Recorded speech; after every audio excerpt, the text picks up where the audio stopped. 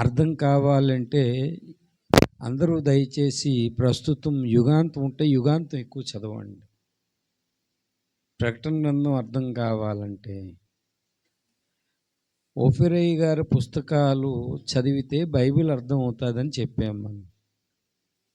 దాన్ని హెచ్చించుకున్నట్టు కాదు. బైబిల్ తర్వాతే ఏదైనా, ముందు మనకు బైబిల్ ఇంపార్టెంట్. దానికి ఏంటంటే అయ్యగారే చెప్పారు మనకి, బైబిల్ తర్వాతే నా పుస్తకాలు. బైబిల్ ఏమో ఒరిజినల్ సౌండ్, నా పుస్తకాలు రీసౌండ్స్ అని చెప్పారు ఆయన్ని. రెండోది, ఓఫిరి గారిని ఎవరు ఎంత దారుణంగా కామెంట్ చేస్తున్నారంటే, ఓఫిరి గారిని పూజిస్తున్నారు వీళ్ళు అన్నట్టు కామెంట్ చేస్తున్నారు. ఓఫిరి గారు అన్నారు, మీరు భక్తులకు భక్తులు కాకండి, యేసయ్యకు భక్తులు అవ్వండి అని చెప్పారు ఆయన. యథార్థంగా అర్థం కావటం లేదు మనకి. ఎలాగ సోషల్ మీడియా ఉంది కాబట్టి సోషల్ మీడియాలో ముఖంగా వాళ్ళని సాత్వికంతో ఖండించాలి. అది ఇప్పుడు సంఘం అంటే ఇక్కడ మన అందరం దేవుని బిడ్డలు కాబట్టి మాట్లాడిన విధానం వేరు.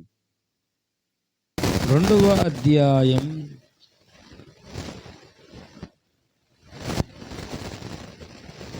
1వ వచనం. నీవు హితబోధకు అనుకూలమైన సంగతులను బోధించుము.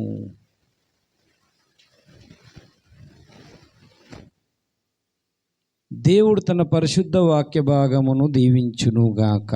ఆమేన్. ప్రేమ కలిగిన తండ్రి, సర్వశక్తిమంతుడు అయిన దేవా, ఈ వాక్యాన్ని ఆశీర్వదించి దీవించి విరిచి వడ్డించి మీ కృపా కాపుదలు అందించి, ఇగో దేవా మా అందరితో మీరు మాట్లాడండి. ఇగో కృప చూపించి 2వ సందేశం అందించి పరిపూర్ణతలో మమ్మల్ని నింపమని మరొకసారి మీకే కృతజ్ఞతాస్తుతులు స్తోత్రాలు అర్పిస్తూ యేసయ్య దివ్య నామమున ప్రారంభ ప్రార్థన, హెచ్చరిక వాక్యం, పాటలు, హెచ్చరిక, ప్రభురాత్రి భోజనం, ప్రకటనలు, తిరిగి ఈ సమయానికి వచ్చే మీరు దీవించి బలపరిచి ఆశీర్వదించమని యేసు నామమున అడిగి వేడుకొనుచున్నాము తండ్రి. దేవుని సంగమా,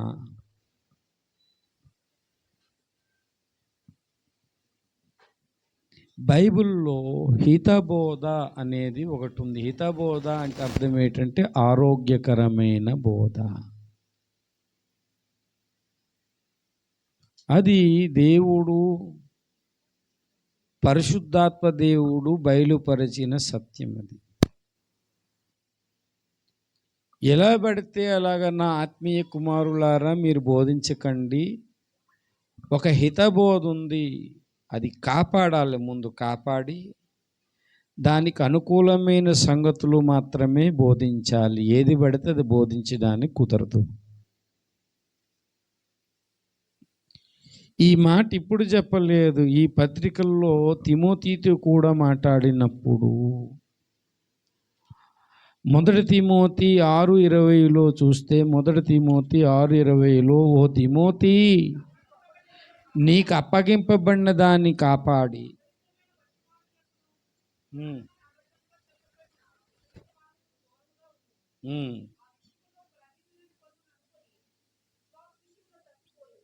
అందరూ చెప్పండి, జ్ఞానమని, విపరీతమైన జ్ఞానమని అబద్ధముగా చెప్పబడిన విపరీత వాదములకు, కొన్ని విపరీతమైన వాదములు ఉన్నాయి ఈ లోకంలో.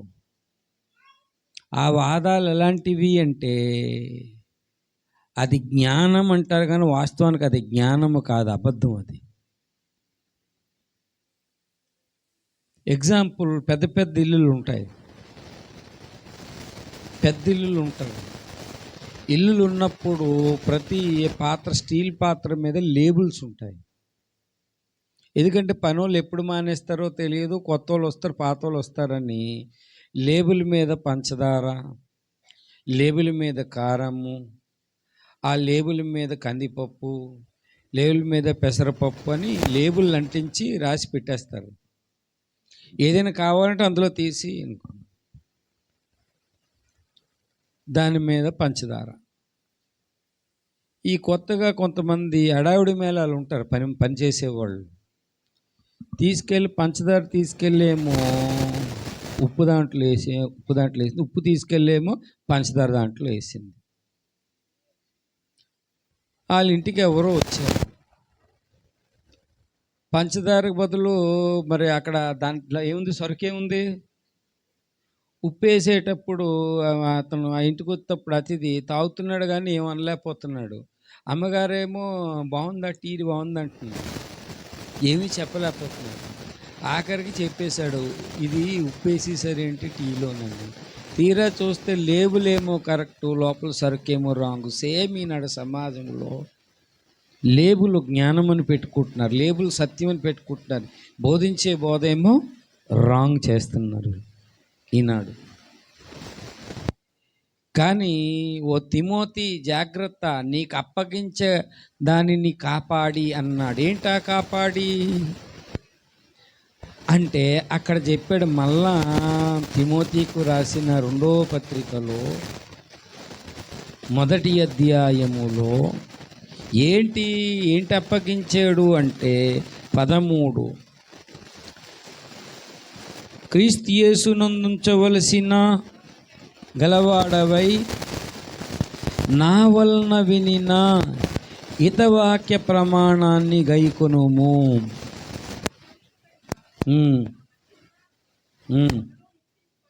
పరిశుద్ధాత్మ వలన కాపాడబడునుగాక. దేవునికి స్తోత్రం కలుగునుగాక. హల్లెలూయా. నా వలన ఏదైతే విన్నావో అంటే మంచి పదార్థం అంట, దాని పేరు పెట్టాడు. ఏం పేరు? హితవాక్య ప్రమాణము. దేవునికి స్తోత్రం కలుగునుగాక. హల్లెలూయా. పౌలు పిల్లలకి అందించేది ఏంటంటే ఎలా పడితే అలా బోధించకూడదు, ఒక ప్రమాణం ప్రకారంగా బోధించాలి. దాన్ని ఆరోగ్యకరమైన వాక్యము లేక ఆరోగ్యకరమైన బోధ.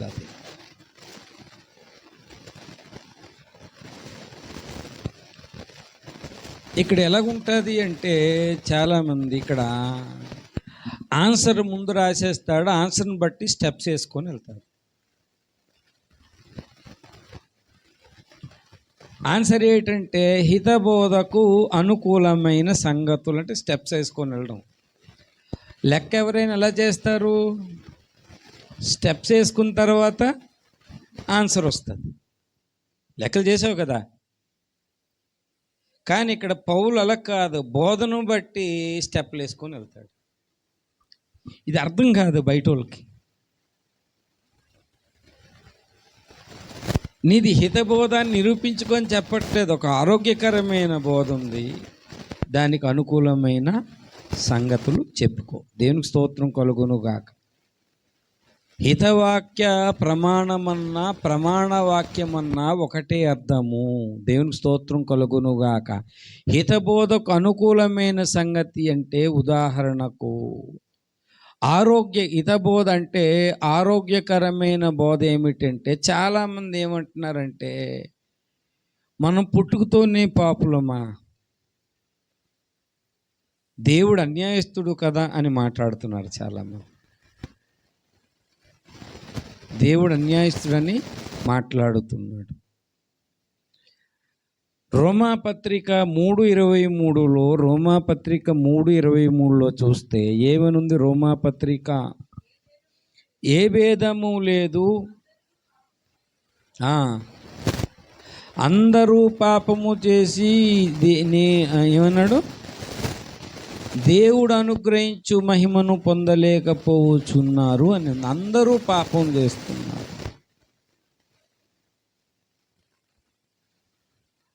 అందరూ పాపం చేశారు అనేది చాలామంది ఒప్పుకోరు. మేమేం పాపం చేశాము అని చెప్పి పాపులను సృష్టిస్తే ఆయనేం దేవుడు అని చెప్పి కొంతమంది ఏం నమ్ముతున్నారంటే మనిషి జన్మలో పాపము లేదు, లోకములో పాపం ఉంది అని. కొంతమంది నమ్ముతున్నారు. దానికి మనము హితబోధను యాడ్ చేద్దాం. అంటే ఎలా బోధించాలనడానికి ఎగ్జాంపుల్ హితబోధ ఉంది, ఒక ప్రమాణాన్ని యాడ్ చేద్దాం. మంచిదే. ఏదైనా ఒక సంగతి చెప్పాలి అంటే 1 లేక 2, 3 సాక్ష్యాలు ఉండాలి ఇది సత్యం అని చెప్పడానికి. హితవాక్య ప్రమాణం అంటే జంట వచనాలు ఉండాలి, లేకపోతే ముగ్గురైనా సాక్షులు ఉండాలి ఏదైనా ఇది సత్యం అనడానికి.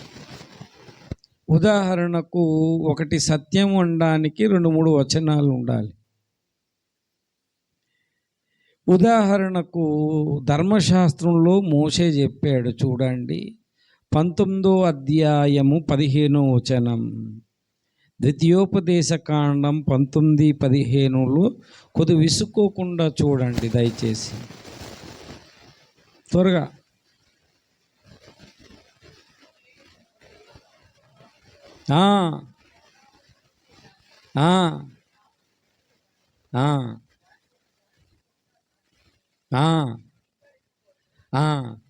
ఒకడు పాపం చేసాడనడానికి 2 సాక్షులు ఉండాలంట. 2, 3 సాక్షుల మాట మీద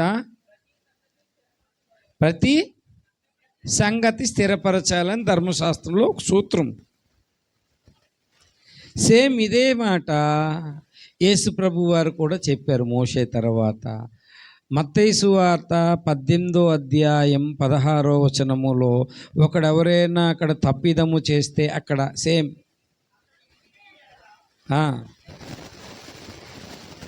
2, 3 సాక్షుల నోట ప్రతి మాట స్థిరపరచాలి, అక్కడ సంగతిని స్థిరపరచాలన్నాడు. ఇక్కడేమో 2 కొరింథీ 13:1 పౌలు కూడా చెప్పాడు.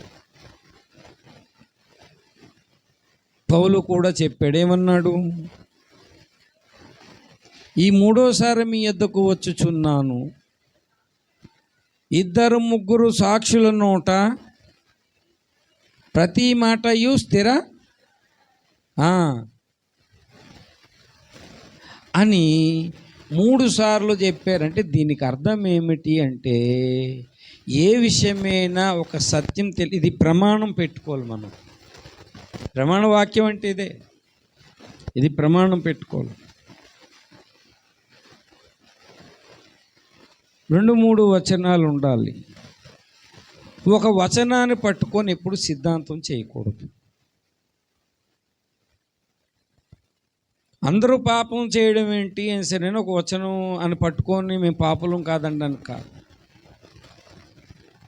51వ కీర్తన 4వ చరణములో ఏమన్నాడు దావీదు చూడండి, నా పాపం చేశాను,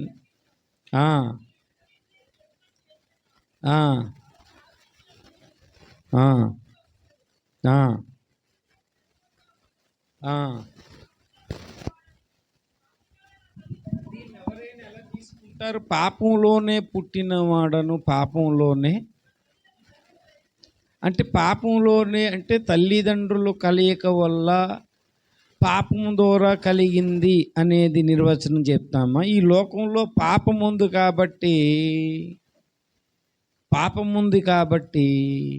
లోకంలో పాపం ఉంది కదా, లోకంలో పుట్టాడని చెప్తామా? దీనికి ఏమని చెప్తామని? నేను పాపంలోనే పుట్టినవాడను,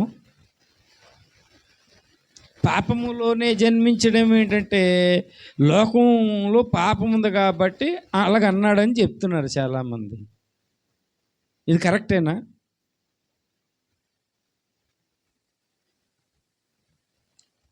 తల్లిదండ్రులు ఒకవేళ కలయిక వల్ల పుడితే దేవుడే కదా పెట్టాడు భార్యాభర్తలని. దేవుడే కదా, నరుడు ఒంటరిగా ఉండుట మంచిది కాదని. అదేం తప్పు కాదే. అప్పుడు దావీదు ఉద్దేశము ఇక్కడ లోకంలో పాపం ఉందా, తల్లిదండ్రులు పాపం చేశారా తెలియాలి, విశ్వాసులకు తెలియాలి అని. దీనికి ఏ వచనం చెప్తున్నారంటే ప్రసంగి గ్రంథము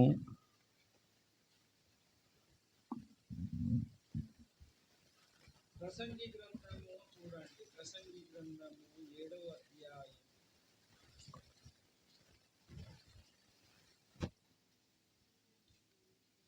సొలొమోను రాసిన ఈ ప్రసంగి, దేవుడు నరులను ఏం చేశాడంట? యథార్థవంతులుగా 7వ అధ్యాయం ఉంటుంది చూడండి, 29 చదవండి. ఇదొకటి మాత్రం నేను కనుగొంటుంది, ఇదొకటి మాత్రం కనుగొంటుంది, దేవుడు యథార్థవంతులుగా పుట్టించెను గాని వాళ్ళు పాపాత్ములు కాదు, యథార్థవంతులు అని దీన్ని తీసుకొస్తున్నారు పట్టుకొని. అంతకుముందు ఏమని చెప్పాడు చూడండి, 20వ వచనములో, పాపము చేయక మేలు చేయుచుండు నీతిమంతుడు. మరి ఇదెందుకు తీసుకోలేదు? మరి ఇది పాపము చేయక ఒక్కడు లేడంటే అక్కడ ఉన్నాడని, నీ పని నిన్ను శపించుటకు. మళ్ళీ 17లో ఏమన్నాడు? అధికమైన దుర్మార్గ పనులు చేయకము, బుద్ధిహీమి తిరగము, కాలం ముందే చనిపోకము అని చెప్పి, పాపము చేయక మేలు చేసేవాడు ఒక్కడైనా ఉన్నాడా? మరి అది తీసుకున్నప్పుడు తీసుకోవాలి కదా. అర్థమైందా మీకు? ఆర్గ్యుమెంట్ అర్థమైందా? పాపం చేయకుండా నీతిగా ఉన్నాడు ఒక్కడు లేడని ప్రసంగే చెప్పాడు. అంటే యథార్థవంతులు అంటే అర్థం ఏంటంటే, దేవుడు ఆదాము పాపము చేయక మునుపు ఆదాముకే వర్తిస్తుంది. పుట్టినప్పుడు ఎలాగున్నాడు ఆదాము? యథార్థవంతుడు. ఆదాముకి ఒక్కడికే వర్తిస్తుంది. ఆ తర్వాత ఏం జరిగిందంటే, ఆ పండు తినింది నాన్న నిశ్చయముగా చచ్చెదవు అంటే సైతాన్ వచ్చి ఏం చెప్పింది? మీరు చావరని చెప్తే ఆదాము లేని టైంలోని స్త్రీల్ని, అందుకనే పురుషులు లేని టైంలోనే ఆడవాళ్ళు ఎక్కువ మోసపోతుంటారు. పురుషులు లేని టైంలోనే వచ్చి ఆడవాళ్ళు అడ్రస్లు అవి అడుగుతుంటారు. చెప్పకూడదు, ఫోన్ నెంబర్లు అవి చెప్పకూడదు. కొన్ని జనాభా లెక్క, వీళ్ళేంటి సెన్సెక్స్ కోసం వచ్చారా, లేకపోతే పలానా గ్యాస్ కనెక్షన్ కోసం చూడాలి. ఏది పడితే అది స్త్రీలు చెప్పకూడదు. అది మొదటి నుంచి ఇదే ప్రాబ్లం. వాస్తవానికి ఆదాము కోసం రోమాపత్రిక చెప్తుంది. ఏమని? రోమాపత్రిక 5:12 చెప్తుంది. ఏమని చెప్తుంది చూడండి, రోమాపత్రిక 5:12. ఇట్లుండగా ఒక మనుషుని ద్వారా పాపము ద్వారా మరణము, ఇది ఒరిజినల్ చెప్పారు. ఆదాము ద్వారా అందరికీ ఉందండి. ఆదాము ద్వారా ఒక మనుషుని ద్వారా పాపము, ఆ పాపము ద్వారా మరణము. అలాగ అందరూ పాపము చేశారనే స్టేట్మెంట్ని కన్క్లూడ్ చేయాలి. దేవునికి స్తోత్రం కలుగునుగాక. హల్లెలూయా, హల్లెలూయా. ఒక మనుషుని ద్వారా పాపము, ఆ పాపం ఏంటైంది? అందరి ద్వారా ఏమైంది? సంప్రాప్తి అయ్యేనని కిందన పట్టించుకుంటారు స్టేట్మెంట్. బైబిల్లో ఎలాగుంటుందంటే డైరెక్ట్ స్టేట్మెంట్ ఉండగా ఇండైరెక్ట్ స్టేట్మెంట్ మనం పట్టించుకోకూడదు. మనం కొన్నిసార్లు అనేకులు పాపులు చేశారని ఉంటుంది, అందరూ పాపులు చేశారు. అనేకులు అనేది ఇండైరెక్ట్ స్టేట్మెంటు. యేసుప్రభు వారు అనేకుల కొరకు రక్తం చిందించారా, అందరి కొరకు చిందించారా? అందరి కొరకు. అనేకులని ఉంటుంది, అందరి కొరకు అని ఉంటుంది, రెండు ఉంటుంది. యెషయాలో అనేకుల కొరకు అని ఉంటుంది, అందరి కొరకు అంటే అక్కడ ఆర్గ్యుమెంట్ కొరకు అలా చెప్పారు. పోనీ అనేకులు కొంతవరకు కొరకైనా ఉంటుంది కదని పౌలు అలాగ ఆర్గ్యుమెంట్ చేశాడు. కానీ వాస్తవానికి పౌలు రోమాపత్రికలో అందరూ పాపము చేసి, ఎక్కడ పాపం అంటే ఆ పాపం ఎక్కడ దావీదు గమనించాడు. ఇది నా తల్లి గర్భము నుండే నాకు ఇది సంక్రమిస్తుంది, తల్లి గర్భము నుండే సంక్రమిస్తుంది అని. ఆదాం తాలూకు ఉంది కదా, ఆ స్వభావం ఎక్కడి నుంచి వస్తుంది? తల్లి గర్భములు. ఆదాము స్వభావం ఏంటి? దేవుడు ఏదొద్దన్నాడో అది చేయడం. కానీ ఈరోజు మనుషులందరూ దేవుడు ఏదొద్దన్నారో అదే చేస్తారు. అదే ఆదాము స్వభావ పాపం. దీన్ని ఏమంటారు? స్వభావ పాపము. దేవునికి స్తోత్రం, హల్లెలూయా. ఈ స్వభావ పాపం ఎక్కడి నుంచి వస్తుంది? మనం పుట్టిన దగ్గర నుంచి వస్తుంది. కాబట్టి ఇంత భక్తిగా ఉన్నాను నేను, ఇంత రాజుని, ఇంత దేవుడంటే ఇష్టము, దేవుడంటే ఎంత ఆసక్తి, ఇన్ని చేశాను, అంది చక్కగా అంత భక్తిపరుణ్ణి నేను ఇంత పాపం చేయడం ఏంటి? ఊరియా భార్య విషయంలోని తప్పు ఏంటిది? దీనికి కారణం ఏంటని చూశాడు. ఈ కారణం ఎక్కడ డిఫైన్ చేసుకున్నాడు? డీకోడ్ ఎక్కడైంది అంటే నా తల్లి గర్భము నుంచే ఇది ఉందని దావీదు గమనించాడు. ఆ ఉద్దేశంతో అది రాశాడు అక్కడ.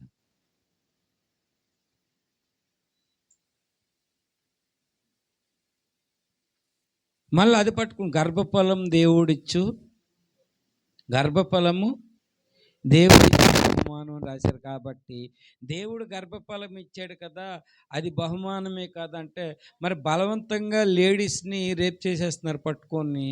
మరి ఒకవేళ గర్భం వస్తుంది యెహోవా ఇచ్చాడని చెప్పుకుంటాం మనం ఏంటి పౌలరాజు గారు? మరి ఎందుకన్నాడు గర్భఫలం దేవుడిచ్చి బహుమానం అని?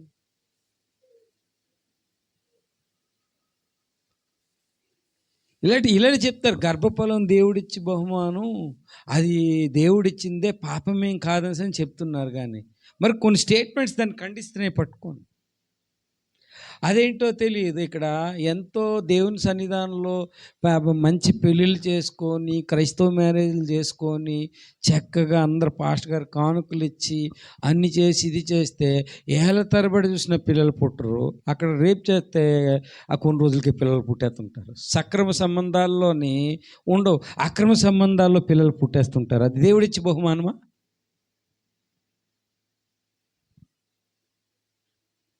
పెరిగారు, ఆలు పెరిగారు, వీళ్ళు పెరిగారు. కానీ అక్రమ సంబంధంలో పుట్టిన వారు వీళ్ళకన్నా జ్ఞానవంతంట. ప్రపంచం ఎనాలిసిస్ చేసింది. ప్రపంచంలో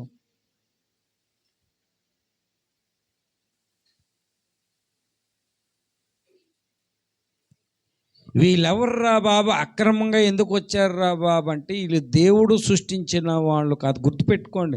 మత్తయి సువార్త 15వ అధ్యాయం 13వ వచనములో, 15వ అధ్యాయం, పరలోకమందు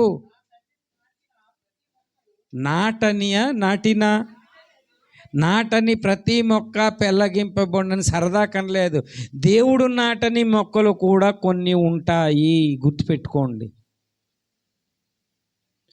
13వ అధ్యాయంలో ఉపమానం చెప్పాడు 37లో. నేను చెప్పాడు 13:37లో మనిషి కుమారుడు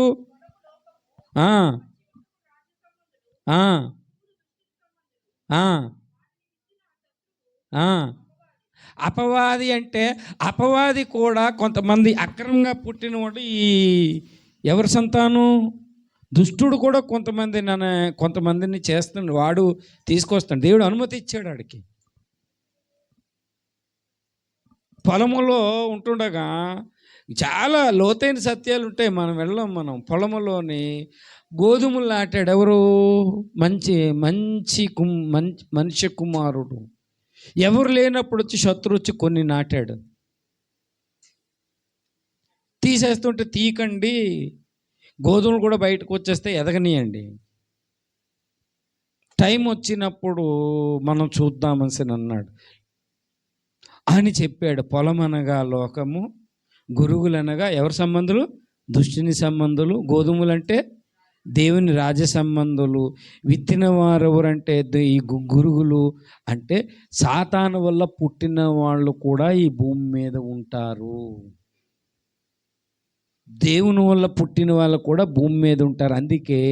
అందుకే యేసయ్య ఏమన్నాడు? మీ తండ్రి యగు అపవాది సంబంధులు అన్నాడు. దేవునికి స్తోత్రం కలుగునుగాక.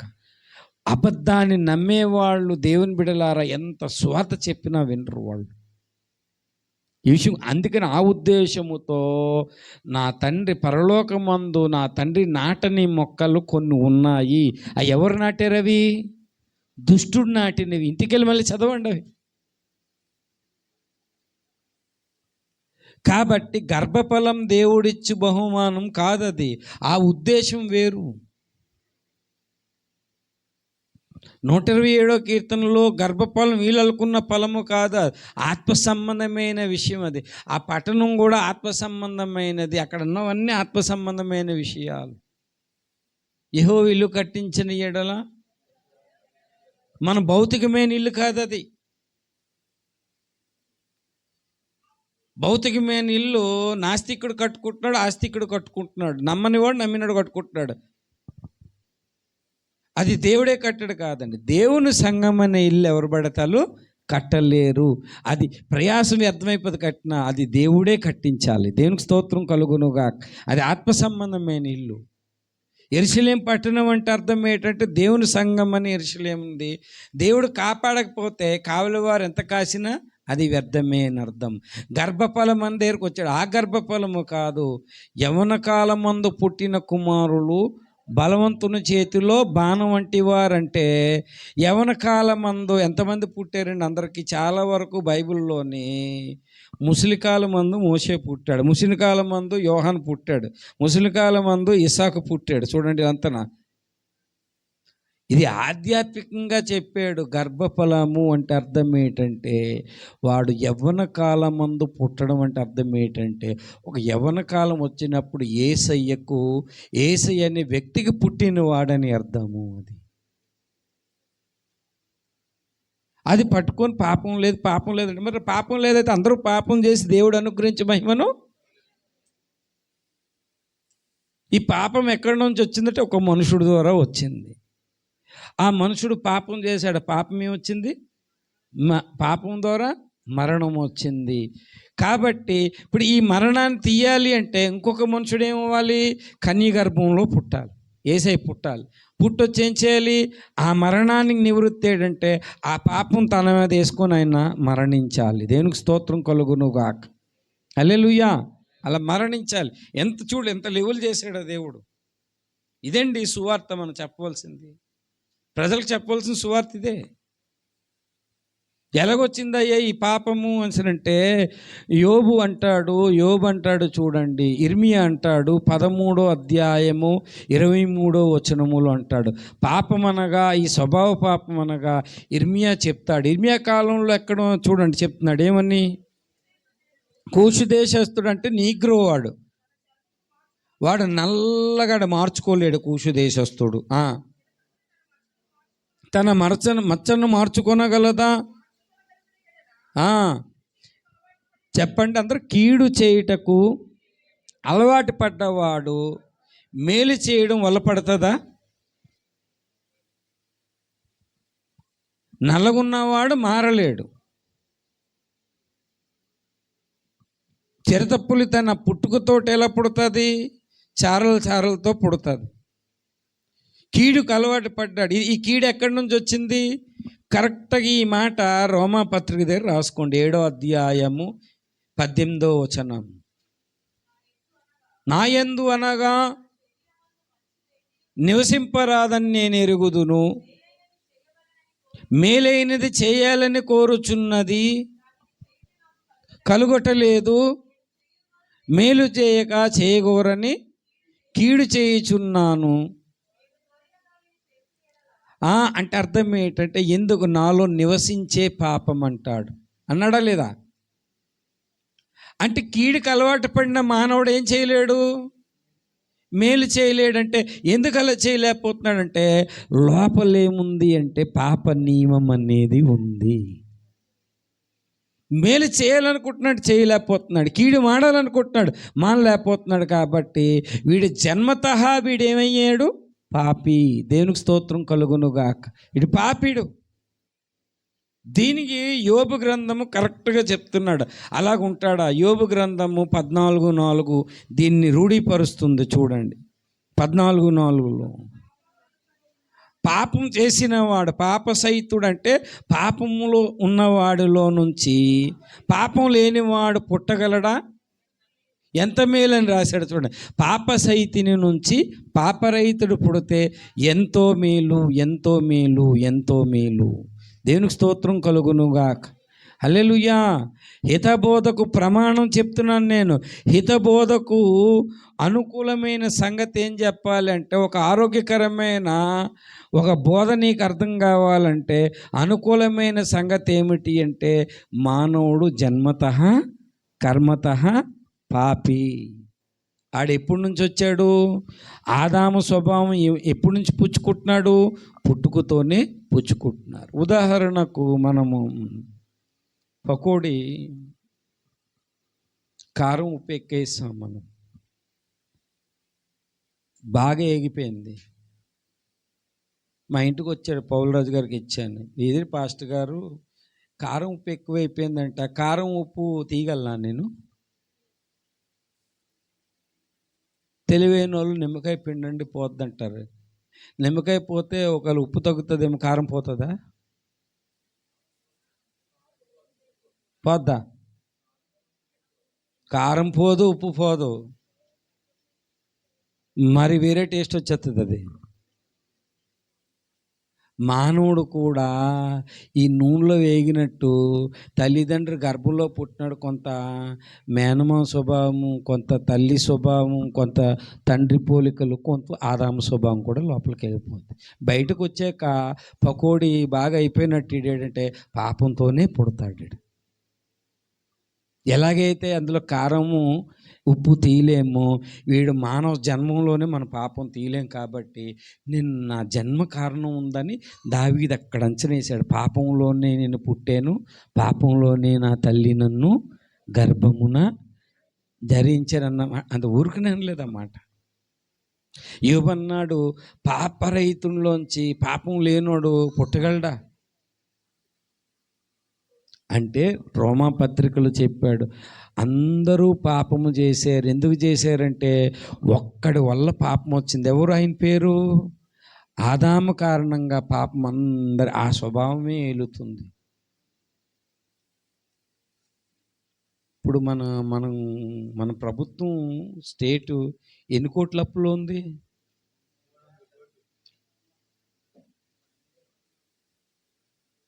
300 కోట్ల అప్పు ఉంది. 3,12,00,000 నాకు తెలుసు, అది 11 ఉంది, మన 12 లక్షల కోట్ల అప్పులో ఉంది. అప్పులో ఉందంటే ఇప్పుడు చంద్రబాబు గారి నాయుడు ఇప్పుడు అప్పు చేశాడు అనుకో, ప్రతి తలకాయ మీదే వేస్తాడు. నేను ఇలా లేచి నా మీద అప్పు చేసావు, నన్ను అడిగి అప్పు చేసావు అంటే నోరు మూసుకొని ట్యాక్స్ రూపంలో కొట్ట అప్పు. ఆదాము అక్కడ అప్పు చేశాడు, పాపం అనేది మొత్తం అందరికీ సంప్రాప్తి అయ్యింది. సేమ్ అంతే. వెళ్ళాం హాస్పిటల్, కళ్ళు తిరుగుతున్నాం. ఏమైనా వెళ్తే అడుగుతారు, షుగర్ వచ్చిందని. ఏంది మీ నాన్నకుందా? వాళ్ళ నాన్నకుందా? అని అంటారు. ఇక్కడ షుగర్ అనే వ్యాధి వంశపారంపర్యంగా వచ్చినట్టు పాపం అనే వ్యాధి వంశపారంపర్యంగా వస్తుంది. పులిపిల్లల్ని తీసుకొచ్చి ఇంట్లోని పెంచుకొని చూడండి, అది పాలు పెంచిన, మంచి క్యారెట్ పెంచిన, రక్తం ఒక్కసారి రుచి చూసిందా ఇంకా దాన్ని ఇంకేంటంటే ఏం చేయాలి, దానిలో క్రూరత్వం బయటకు వస్తుంది. మనిషి కూడా అంతే. లోకంలో పాపం ఉందంట, మనిషిలో లేదంట. అందుకని బాప్తిస్మాలు తీసుకుంటున్నారంట. హితబోధకు అనుకూలమైన సంగతి ఏంటంటే, బాప్తిస్మాలు ఎందుకు ఇస్తున్నాం మేము ఇక్కడ? మతంలో ముంచడానికి ఇవ్వట్లేదు బాప్తిస్మాలు. బాప్తిస్మం ఎందుకు ఇస్తున్నాడు? పుట్టుకతోటే పాపి, లోపల స్వభావం ఉంది కాబట్టి కొన్ని రోజులకి ఏమవుతుంది, పెరుగుతుంటే క్రియాపాపంగా. చిన్నప్పుడు చేతులున్న ఎవరిని కొట్టలేడు, చిన్నప్పుడు పాపం చేయలేడు వాడు. ఎదుగుతున్న కొలది స్వభావ పాపం నెమ్మది ఏం మారుతుంది, క్రియాపాపంగా. పులి చిన్నప్పుడు ఎవరిని ఏ హాని చేయదు, పాలు తాగుతుంది, అన్నీ చేస్తుంది. ఎప్పుడైతే ఎదుగుతుందో దాని గోర్లు అన్నీ వచ్చే, ఒక్కసారి రక్తం రుచి చూస్తే లోపల క్రియాపాపంగా పనిచేస్తుంది. మనిషి కూడా అంతే. అర్థమైన వాళ్ళు దేని స్తోత్రం చెప్పండి. హల్లెలూయా. కాబట్టి మనిషి ఆడు జన్మపాప కాదనడానికి ఈ హితబోధ అప్లై చేయాలి అక్కడ. దేనికి స్తోత్రం కలుగును గాక. దానికి అనుకూలమైన సంగతి ఏమిటి అంటే, జన్మ పాపం ఉందా లేదా అంటే, గర్భఫలం దేవుడిచ్చు బహుమానం అనేది అది ఆధ్యాత్మిక సత్యం. తల్లి నన్ను లోకంలో కందా పాపంలో కందా తర్వాత సంగతి, ముందు మనిషి ఎందుకు కీడు చేస్తున్నాడు, ఎందుకు పాపం చేస్తున్నాడు, అడు జన్మలోనే ఉంది. దాన్ని మనము తీయలేము. దాన్ని నివృత్తి ఎవరు చేయగలరు? యేసు ప్రభు వారే నివృత్తి చేయగలరు. యేసు రక్తం వచ్చి మన మీద వచ్చినప్పుడు ప్రాక్టికల్గా చూడండి, అప్పుడు ఆ వ్యక్తి ఏం చేయగలుగుతాడంటే, ఇప్పుడు మేలు చేయక చేయగోరని కీడు చేస్తున్నారు కదా, యేసు రక్తం ప్రభావంతో ఉన్నవాడు కీడు మానగలడు, మేలు చేయగలడు. దేవునికి స్తోత్రం కలుగును గాక. యేసయ్య జీవం మనలో తీసుకున్నప్పుడు, యేసయ్య శరీరం తీసుకున్నప్పుడు కీడు మానగలము. అలాగ తీసుకున్నప్పుడు ఒకప్పుడు యేసయ్య దగ్గర రాకపోతే కీడు మానలేము, మేలు చేయలేము. యేసయ్య దగ్గరికి వచ్చినప్పుడు మనం ఏం చేయగలం? కీడు మానగలము, మేలు. ఎందుకంటే యేసయ్య జీవం లోపలికి వస్తే, యేసయ్యే ఎవరికి కీడు చేయడు, యేసయ్య పాపం లేనివాడు. ఒక రోజుకి మనం ఆ స్థితికి ఎదిగిపోతాం. దేవునికి స్తోత్రం. ఈ బోధ ఏ బోధ? హితబోధ. దేవునికి స్తోత్రం. ఈ బోధ ఏ బోధ? ఆరోగ్యకరమైన బోధ. అనుకూలమైన సంగతి ఏంటి అంటే, జన్మ పాపము ఉంది కాబట్టే యేసయ్య అవసరం. జన్మ పాపం లేకపోతే యేసయ్య అవసరం లేదు, రక్తం అవసరం లేదు, బాప్తిస్మ అక్కర్లేదు. ఇది సాతాను ఎంత కుట్ర చూడండి వెనకట్ల. బాప్తిస్మ అక్కర్లేనప్పుడు ఇంకొన్ని రోజులుగా ఆదివారం ఎందుకు కూడుకోవాలి, మనం శనివారం కూడుకుందాం అంటాడు. కాబట్టి పౌలు ముందు ఆన్సర్ చెప్పాడు, హితబోధన ఆన్సర్ చెప్పారు, దానికి స్టెప్స్ వేశారు. జన్మ పాపం ఎందుకు కాదు, ఎందుకు అవును స్టెప్స్ వేసుకొని వెళ్ళాడు. స్టెప్స్ చూస్తే అందరికి ఎలా కనిపిస్తాయి? రాంగ్ అనిపిస్తాయి. స్టెప్స్ రాంగ్లో కనిపిస్తాయి, కానీ ఆన్సర్ కరెక్ట్. ఆన్సర్ని బట్టి చూస్తేనే స్టెప్స్ కూడా కరెక్ట్ అయి ఉంటేనే ఆన్సర్ కూడా కరెక్ట్ అయి ఉంటుంది. దేవునికి స్తోత్రం. బోధ కరెక్ట్ అయితే స్టెప్స్ కూడా ఏమై ఉంటాయి? కరెక్ట్ అయ్యే ఉంటాయి. దేవునికి స్తోత్రం కలుగునుగాక. హల్లెలూయా. ఇది అర్థం చేసుకోవడానికి దేవుని జ్ఞానం కావాలి. హితబోధకు అనుకూలమైన సంగతి, ప్రతికూల సంగతి ఏంటంటే, పాపం లేదంటే ఎవరు చర్చకు రానక్కర్లేదు. ఈరోజు ఏసే అక్కర్లేదు, ఎవరికి బాప్తిజం కూడా అక్కర్లేదు. ఇంత పశ్చాత్తాపడి ప్రభు బలి తీసుకొని అక్కర్లేదు. చక్కగా లోకంలో అందరూ ఎంజాయ్ చేసినట్టు ఎంజాయ్ చేయొచ్చు మనం. కానీ పాపానికి వచ్చే జీతము మామూలు మరణం కాదు, ఇది అగ్నిగుండం ఉంటుంది, నరకం. ఆ నరకం తప్పించుకోవాలని యేసు దగ్గరికి వచ్చాం. దేవునికి స్తోత్రం కలుగును గాక. అందుకు యేసుతో ఏం చేస్తున్నాం? నిరంతర సహవాసం చేస్తున్నాం. దేవునికి స్తోత్రం. ఇది హితబోధ అవుతుంది. ఇది ఆరోగ్యం. నీ ఆరోగ్యం పెంచి జాగ్రత్త అని భయపెట్టడం కాదు. చాలామంది భయపెడుతున్నారు నరకం చూసని. ఇప్పుడు కరోనా వైరస్ వస్తే భయపెడుతున్నారా ప్రభుత్వం? చెప్పాలా? ఎబోలా వైరస్ వస్తే అసలు భయపెట్టడమేం లేదు. మొత్తం ఆ గ్రామం ఖాళీ చేసేయాలి వెంటనే. ఎందుకంటే మొత్తం అందరూ స్పాట్లో చచ్చిపోతున్నారు. 4 రోజులు 5 రోజులు చచ్చిపోతారంట జ్వరం వచ్చి. పాపం కూడా రోగము లాంటిదే. ఇశ్రాయేలీయులు యెషయా అంటాడు, నడినెత్తి మొదలుకొని కాలు వరకు వ్యాధితోనే ఉన్నారని. వ్యాధితో పోల్చాడు పాపాన్ని. పాపం చేయొద్దని హెచ్చరించి భయపెట్టడం కాదు. ఈ పాపానికి పర్యవసానము ఏంటండి? ఈ పాపం ఉంది కాబట్టే మనిషి ఏమవుతున్నాడు? మొదటి మరణం అనగా బంధువుల నుంచి దూరం అయిపోవడం మొదటి మరణం. రెండో మరణం అనగా నీ ఆత్మ శరీరం ప్రాణం వెళ్ళి అగ్నిగుండంలో పడడం. ఈ మొదటి మరణం నుంచి రెండో మరణం నుంచి తప్పించిన వాడు యేసు ప్రభువు. దేవునికి స్తోత్రం. హల్లెలూయా. హితబోధ ఏమిటంటే, దేవునితో సహవాసం మానద్ది. వారం రోజులు, ఆదివారం అయిపోయింది, సోమవారం సహవాసం ఉండాలి, రేపు మంగళవారం సహవాసం ఉండాలి, బుధవారం, ప్రతిరోజు సహవాసం ఉంటే అగ్నిగుండం దాటడమే కాదు, ఇంకొక మేలు ఏంటుందంటే సింహాసనం ఇస్తాడు, బహుమానం ఇస్తాడు. దేవునికి స్తోత్రం. చాలా సంఘాలు అగ్నిగుండం దాటమే గొప్ప అనుకుంటున్నాయి, కానీ అగాపే సంఘం వాళ్ళకు అనుకోవట్లేదు. అగ్నిగుండం దాటడం గొప్ప విషయం కాదు, ఆ సింహాసనం ఎక్కడం గొప్ప విషయం మనకి. కాబట్టి దయచేసి జన్మకర్మ పాపులం మనము. లేదనడానికి లేదు అంటే నీకు లేదు, నాకు లేదు. పాపానికి వచ్చే జీతం అగ్నిగుండం. లేదంటే నీకు లేదు, నాకు లేదు. ఒకవేళ ఉందనుకో, పరిస్థితి ఏంటి? వరలక్ష్మి గారు చెప్పామ్మా, ఆ కార్నర్లోని 2 సింహాలు ఉన్నాయి, వెళ్ళొద్దమ్మా అని చెప్పాము ఆవిడకి. చచ్చే నేను వంట బాగా చేస్తానని, నేను ఎవరికి భయపడను, మంటకే భయపడను, నేను సింహానికి ఏం భయపడతానని చెప్పి ఆవిడ అక్కడికి వెళ్ళింది. వెళ్ళే ముందేమో నేను అమ్మ ఈ కాగడ ఇచ్చాను, అగ్ని కాగడ నేను తీసుకెళ్ళను అన్నది ఆవిడ. లేదమ్మా తీసుకెళ్ళాను. తీసుకెళ్ళింది. జంతువులకు అగ్ని చూస్తే భయం వాటికి. కాగడ పట్టుకొని వెళ్తే సింహం అక్కడ పారిపోయాయి 2 అగ్ని చూసి. ఒకవేళ సింహం లేదనుకోండి, నష్టం ఏమైనా ఉందా? ఒకవేళ సింహం లేకపోతే నష్టమేమీ లేదు. అదే మీ కాగడ నాకు వద్దని అక్కడికి వెళ్ళావనుకో, నష్టం ఉందా లేదా? అమ్మ నువ్వు ఎంత వంట వండితే ఉండని చెప్పి దాని క్రూరత్వం చూపిస్తుంది మనిషి మీద. సేమ్ ఇదే సువార్త. ఎవరితో ఆర్గ్యుమెంట్ పెట్టుకోకండి. ఒకవేళ నరకం లేకపోతే నీకు లేదు, నాకు లేదు. ఒకవేళ ఉంటే నీ పరిస్థితి ఏంటి? ఉంది అని చెప్పడానికి ఒక వ్యక్తి భూమి మీదకి వచ్చాడు. ఆయన పేరే నజరేయుడైన యేసు. ఆయన చెప్పాడు, నమ్మి బాప్తిజం పొందితే ఏమవుతావు?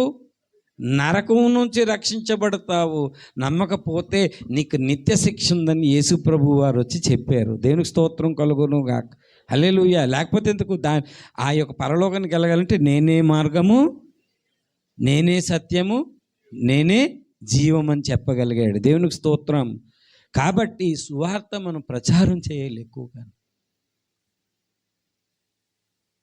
అగాపే సంఘానికి ఎక్స్ట్రా ఏంటంటే నరకం తప్పించుకోవడం వేరు.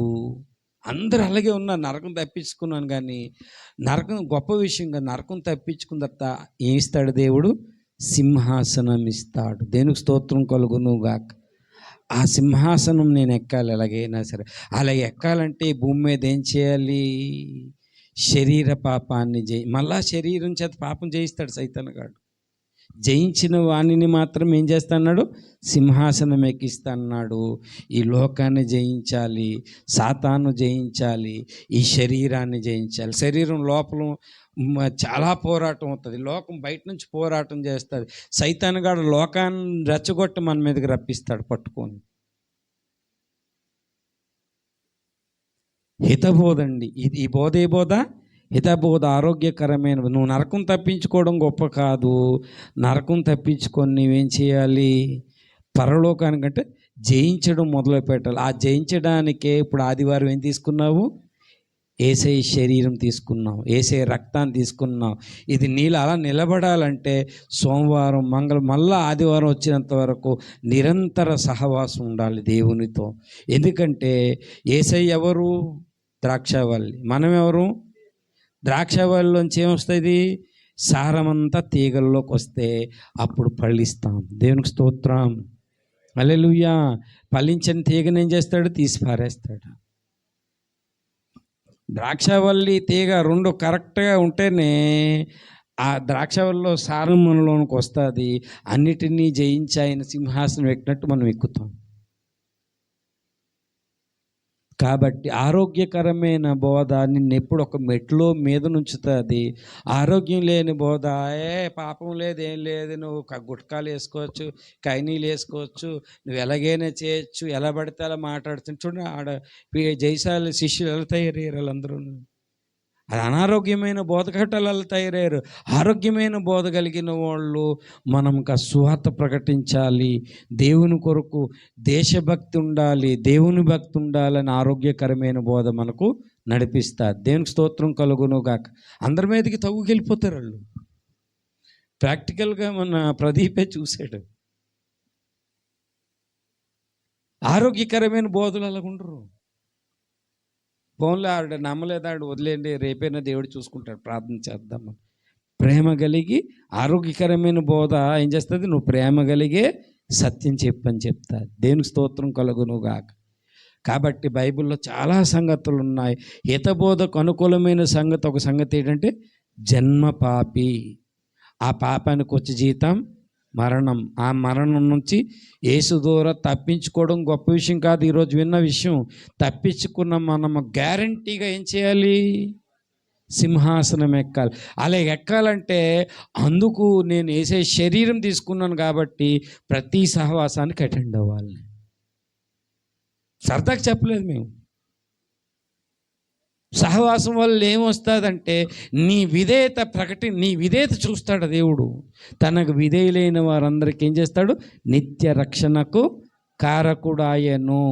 రక్షణ ఇచ్చిన వాడు దేవుని బిడ్డలారా ఆ సింహాసనం కూడా ఇస్తాడు.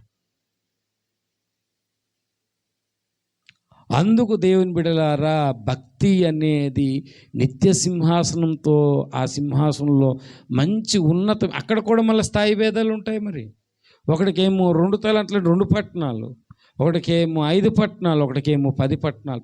తేడా ఉంటుంది అక్కడ కూడా. ఈ భూమి మీద దేవుని కొరకు ఎంత ప్రయాసపడతావు అంత బహుమానం ఉంటుంది. ప్రయాసపడకపోతే ఏ బహుమానం ఉండదు. అందరితో పాటు రక్షణ పొందుతావు, సైలెంట్గా మూలలో ఉంటావు అంతే. చాలామంది బాధపడతారు పరలోకంకి వెళ్ళాక. అయ్యో మా పాస్టర్ గారు చెప్తే మధ్యలో నిలిపాను నేను, అయ్యో మా పాస్టర్ గారు చేసి శీలకొడికే నేను రాలేకపోయాను, అయ్యో 10 వంక పెట్టాను నేను దాన్ని అని. వంకలన్నీ అక్కడ తీరుతాయి. ఎందుకంటే ఎంత మళ్ళీ వెనక్కొద్దామని అవ్వదు అప్పుడు.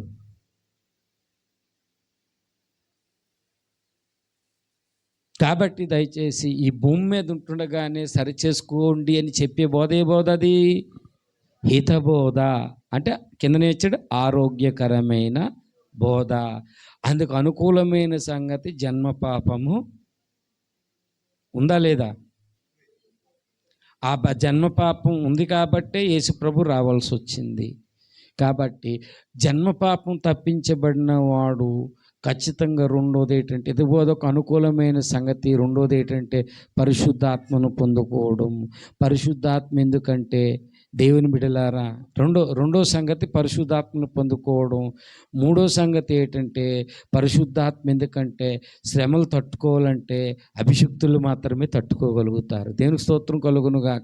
మీరు మహాశ్రమలు వస్తే భయపడకండి, దేవుని ఆత్మ మీ మీద ఏమవుతుంది? నిందల పాలైనప్పుడు నిలబడతాదని పేతురు చెప్పాడు. 1 పేతురు 4వ అధ్యాయం 12, 13, 14, 15, 16 వచనాలు చెప్పి.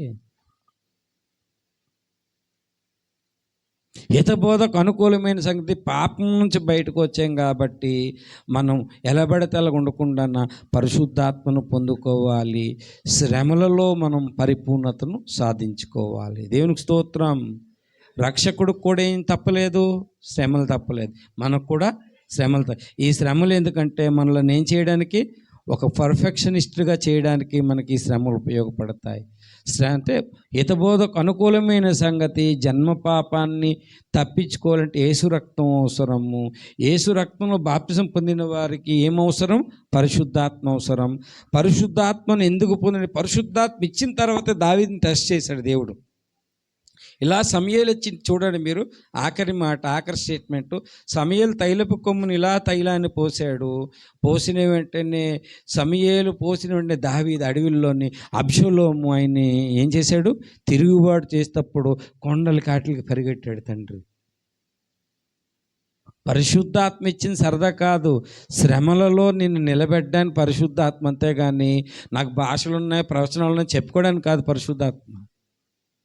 శ్రమలలో నువ్వు తట్టుకోవడానికి పరిశుద్ధాత్మ. ఎన్ని శ్రమలు రాని శ్రమల కొరకు నిలబడతానన్నాడు ఆత్మపూర్ణుడు. దేవునికి స్తోత్రం. దావీదు ఆత్మపూర్ణుడు కాబట్టి సమూయేలు వీళ్ళు తైలపుకం పోస్తే సింహం ఎలుగుబంటి వచ్చింది, పారిపోయాడా నిలబడ్డా? మొత్తం దాన్ని చీల్చి చెండాడాడు పట్టుకో. దేవునికి స్తోత్రం కలుగునుగాక. హల్లెలూయా. ఒక వ్యక్తి దేవుని కొరకు తెగిస్తున్నాడంటే అర్థం ఏంటంటే వెనకాతల ధైర్యకార్యాలు చేయడానికి ముందుకెళ్తున్నాడంటే కేవలం పరిశుద్ధాత్మ అభిషేకం. తెగింపు వెనకాతల రహస్యం ఏంటి? పరిశుద్ధాత్మ అభిషేకం. దేవునికి స్తోత్రం. కాబట్టి ఈ 3 సంగతులు ఈరోజు జన్మ పాపము ఉంది కాబట్టి యేసయ్య అవసరమయ్యాడు. ఆ యేసయ్య రక్తంలో కడబడిన మనకు పరిశుద్ధాత్మ కూడా అవసరమే. పరిశుద్ధాత్మ ఎందుకు అంటే బలపడి యుద్ధములో జయించి సింహాసనం ఎక్కడానికి. ఇది ఆరోగ్యకరమైన బోధ.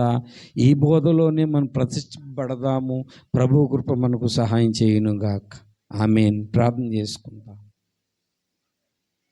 ప్రేమ కలిగిన తండ్రి, సర్వశక్తిమంతుడైన దేవా,